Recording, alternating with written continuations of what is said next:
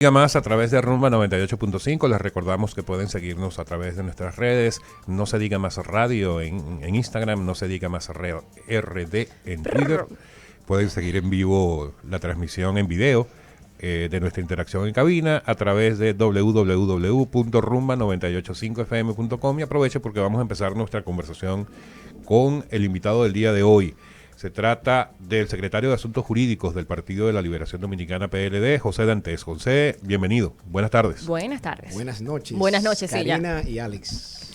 ¿Cómo está y a todo? el equipo de la producción de este tan escuchado programa. Muchísimas gracias por la invitación. Te habíamos tenido vía remota, ¿verdad? En dos oportunidades anteriores. Ya era hora de que vinieras a la cabina, porque ya, ¿para qué seguir pensando en eso del COVID, la mascarilla y la cosa? Ya eso está como fuera de moda, ¿verdad? Pero bienvenido. José, vamos a empezar. Contigo tenemos muchos temas.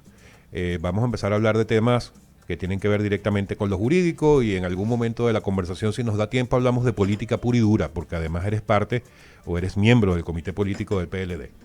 Entonces vamos a empezar por el tema que quizás más ruido o más conversación ha generado en los últimos días, que es el proyecto de reforma constitucional presentado por el Ejecutivo. No sé por qué el PLD no está de acuerdo. Bueno, no hemos dicho que no estamos de acuerdo. Lo que nos hemos dado cuenta es que aparentemente no hay un consenso político por parte de los partidos. Yo realmente creo que lo que se ha presentado, independientemente de la calidad de su contenido, es un proyecto que es totalmente inoportuno. Inoportuno porque la situación en la que se encuentra el país en términos económicos, en términos aún que no supera una crisis sanitaria, en términos de los deterioros de los servicios públicos, entre otros elementos negativos, pues quizás no crean el contexto adecuado para que la clase política nacional pues se siente a discutir algo tan serio como es un cambio a la Constitución. Y cuando digo cambio no me refiero a un elemento, sino al proceso de dictar una ley que declare la necesidad de la reforma de la Constitución. Entonces, por eso digo que es inoportuno. Entiendo que la propuesta que se ha presentado ya en términos de contenido es superflua. Superflua porque toca muchos aspectos que son puramente cosméticos, pero por otro lado también es contradictoria. Contradictoria porque el leitmotiv de la reforma constitucional supuestamente es dotar de más independencia al Ministerio Público cuando esa independencia ya se encuentra contemplada en su ley orgánica. Ahora, si queremos alegar de que no es lo suficiente, de que hay que blindarle en la Constitución, cuando tú te lees el contenido de ese proyecto, tú te das cuenta que lo que están planteando es todo lo contrario, porque lo que están planteando es que el procurador sea designado de acuerdo a la ley. O sea, están degradando la designación de parte de, vamos a decir, una figura constitucional para relegarla al plano de la ley. Pero no son lo suficientemente, vamos a decir, responsables para proponer que si la designación se hará de acuerdo a la ley, pues entonces dime, mira aquí la ley, y es a través de estos mecanismos que se va a designar al procurador. Entonces, por un lado me están diciendo que se designará de acuerdo a la ley, pero por otro lado, en un transitorio de la propuesta, lo que me plantean es, en lo que se elabora la ley y se determina cómo se designa el procurador, lo sigue designando ¿quién? El presidente. O sea, pues es una contradicción. Y así vemos muchas otras que realmente entendemos que no son más que una cortina de humo. Una cortina de humo porque, como ustedes bien saben, esto surge de un diálogo nacional que se ha traído por los cabellos. Un diálogo nacional que planteó en principio una serie de cambios, de reformas institucionales y legales de una manera simultánea, pero yo creo que este es un gobierno que no tiene claras sus prioridades. Este es un gobierno que no tiene un sentido claro ni de la prioridad, ni de la lógica, ni de los esfuerzos para la canalización de estos esfuerzos. Yo realmente creo que con esto lo que se persigue es mantener entretenida a la sociedad en un proceso que desde mi punto de vista, que he participado ya varias veces en 2 mesas, es totalmente improductivo y disfuncional. Antes de que continúes, Sí. José, hay una razón que es lo suficientemente fuerte como para considerar que este proyecto de reforma constitucional podría tener una importancia relevante para el país, sin llegar a los detalles. Y es que por primera vez hay un proyecto de reforma constitucional que no busca simplemente darle más poder al presidente de turno, sino que busca, por el contrario, y esto en contraste con lo que planteas ya a nivel de detalle, para fortalecer la institucionalidad del país. No, ¿es así o no es así? No es así, Alex. Y te digo que no es así porque lo que ocurre es que aquí la Asamblea, una vez se constituye la Asamblea Revisora de la Constitución, es totalmente libre de cambiar lo que quiera en la Constitución. O sea, hay una doctrina ampliamente, la más, vamos a decir, influenciable o influenciadora, que tiene claro de que una vez se declara la necesidad de la reforma, los constituyentes están libres de cambiar no solo lo que dice la ley, sino lo que ellos quieran. Y entonces, cuando tú tienes claro ese elemento y tú lo tienes pendiente y le sumas declaraciones de funcionarios de este gobierno que han dicho que entienden que debería de cambiarse el porcentaje requerido para ganar las elecciones presidenciales en una primera vuelta y que no sea de un 50% de los votos más uno, sino que sea menos, entonces tú te cuestionas realmente si la finalidad de la reforma no es precisamente cambiar el sistema de elección. Entonces, si lamentablemente ¿tú de verdad crees que esa puede ser la motivación de una reforma constitucional planteada en este momento, cuando el presidente está apenas en su segundo año y todavía faltan 2 años? ¿O es que al PLD le preocupa que en unas próximas elecciones en el 24 efectivamente no van a lograr, o va a ser muy fácil para el presidente Abinader tener ese 50+1? Mira, Alex. Lo que les imposibilitaría volver al poder. Alex, Karina, yo creo que los hechos hablan por ellos mismos. Si nos vamos a que estamos a menos de 2 años, yo te preguntaría a ti entonces, si estamos a menos de 2 años, ¿por qué el PRM tuvo tanta prisa de modificar sus estatutos para incluir la repostulación presidencial? Cuando eso era un tema de principios. Y hay funcionarios por ahí, por ejemplo, que son de otros partidos que fueron aliados al PRM, cuya bandera era el antirreeleccionismo de Peña Gómez. Yo quisiera saber qué van a hacer esos funcionarios, si van a renunciar a sus puestos o a sus principios. Pero José, ¿tú no piensas que esos estatutos, inclusive con esta disposición, recaían en lo inconstitucional?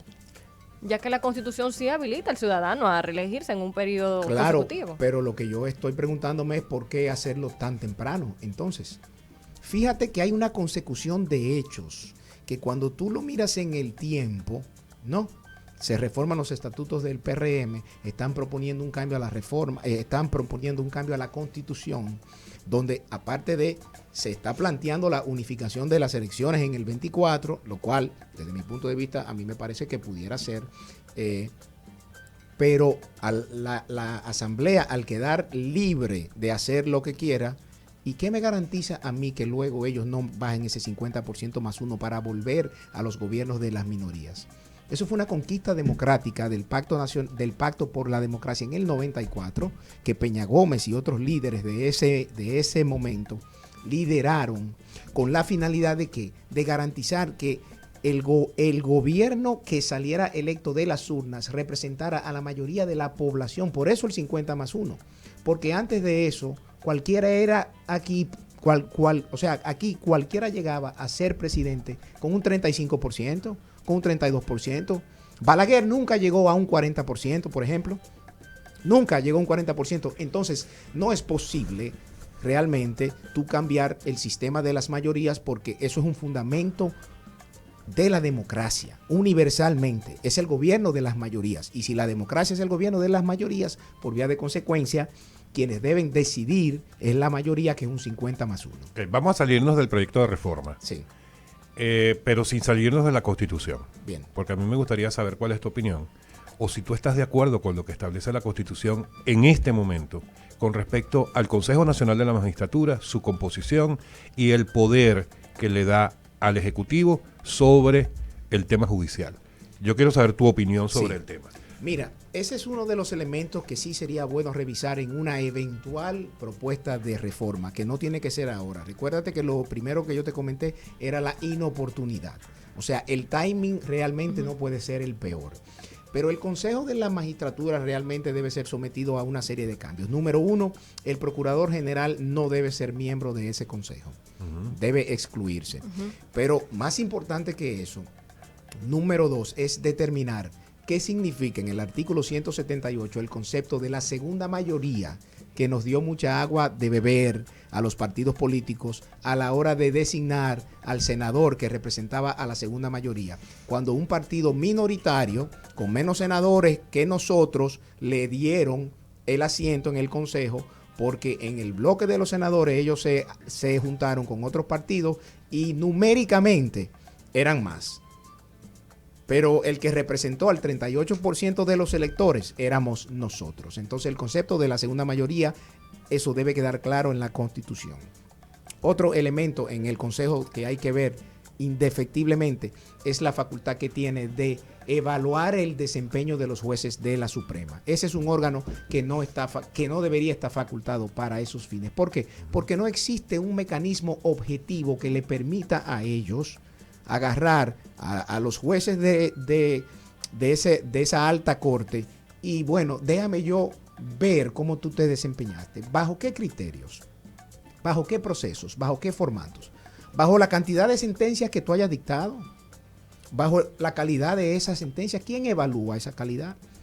O sea, ¿bajo qué criterios? No existen. Entonces, lamentablemente, lo que hace es que esa facultad se sustenta en un criterio totalmente subjetivo de los integrantes del Consejo de la Magistratura. Y eso debe cambiar, debe cambiar. Fíjate que me acabas de mencionar 3 elementos que desde mi punto de vista son lo suficientemente poderosos como para que cualquier dominicano esté interesado en un proyecto de reforma constitucional. Claro. ¿Por qué el PLD entonces no se centra en decir que esa es la única reforma que se debe hacer en la Constitución y olvidar todo lo demás? Porque además Paliza ha propuesto no solamente el proyecto de reforma, sino un pacto nacional en el que previo a esa asamblea revisora que pueda llevar a una reforma constitucional se ponga de acuerdo todo el país, en el que yo supongo está incluido el PLD, porque definitivamente es el principal partido de la oposición. Lo que ocurre es algo. Mi partido no ha fijado una posición aún sobre ese tema, número uno. Número dos, vuelvo y digo, el principal problema de la reforma constitucional es lo inoportuno. Pero es que nunca va a haber un tiempo oportuno. Sí. Pero ¿cuál sería el mejor momento? Cuando no estemos en una crisis sanitaria, cuando no estemos con una inflación de casi 2 dígitos, cuando no estemos en una situación donde la criminalidad cada día aumenta, cuando no estemos en una situación donde el desempleo sigue estando alto. O sea, escúchame, pero entonces no se va a poder reformar nunca. No, discúlpame. Porque siempre hay un elemento en el cual se van a poder basar para decir que no es el momento. Cuando se reformó en el 2010 las condiciones, que fue una reforma integral, independientemente de que hubo aspectos que eran para favorecer a un presidente en particular, las condiciones económicas eran otras, las condiciones sociales eran otras.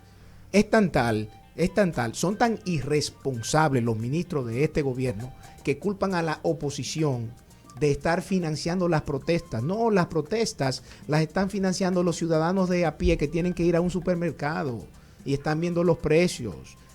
Son los ciudadanos de a pie que tienen que estar pagando más dinero de transporte público. Pero José, es el mismo discurso, que es la oposición que financia las protestas. Acuérdate de lo de la Plaza de la Bandera. Es lo mismo que decía el PLD del PRM que financiaba esas propuestas cuando estábamos en pandemia. La diferencia es que los organismos de inteligencia sí pudieron probar quiénes estaban en eso. Ahora, este ministro de Interior dice, y tenemos las informaciones de inteligencia, pues déla, sea responsable, someta a esas personas. ¿Por qué no lo hace? Porque este es un gobierno que se ha caracterizado por ser de anuncios y de pocos hechos, o sea, de una carreta vacía. Por ejemplo, el presidente de la República ha dado varias provincias y ha prometido villas y castillas y ha dado yo no sé cuántos primeros Picassos. Ahora veamos los resultados. En Santiago, él prometió, oigan esto, que la inversión del Estado para la provincia de Santiago en los próximos 4 años iba a ser de 42.000 millones de pesos. Eso entre los 4 años da a 10.000 millones y algo. ¿Ustedes saben cuánto hay contemplado en el presupuesto de este año para Santiago? ¿Cuánto? 2.000 millones. Entonces, ¿dónde están los otros 8.000 millones? Entonces, todo se trata de un mercadeo gubernamental donde bueno, yo te lo puedo resumir en lo siguiente. Obra que él da un primer Picasso, obra que yo sé que no se va a construir, porque ese ha sido su modus operandi. Estamos conversando con José Dantes, secretario de Asuntos Jurídicos del PLD en No Se Diga Más. Una brevísima pausa y ya volvemos.